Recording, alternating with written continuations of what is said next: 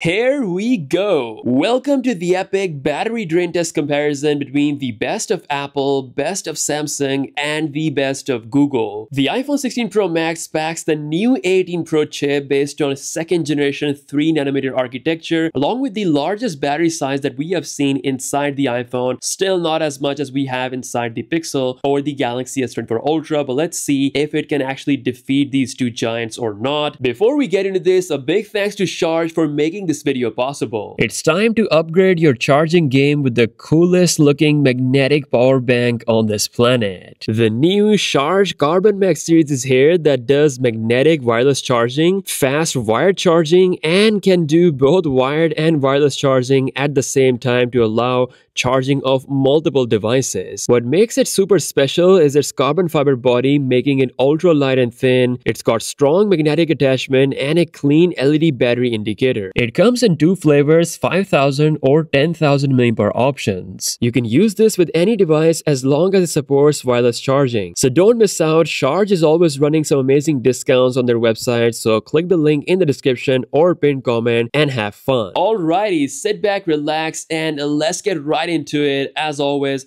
I'll see you guys on the other side.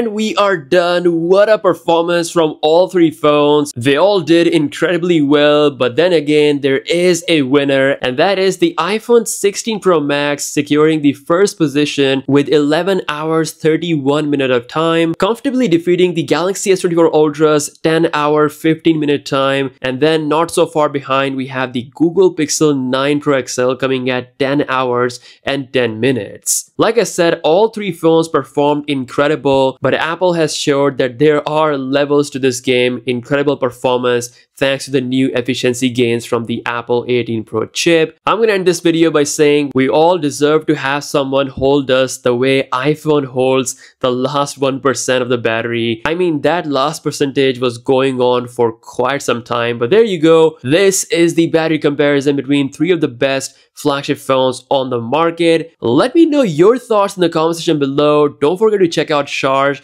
and I'll see you guys in the next one. Peace out.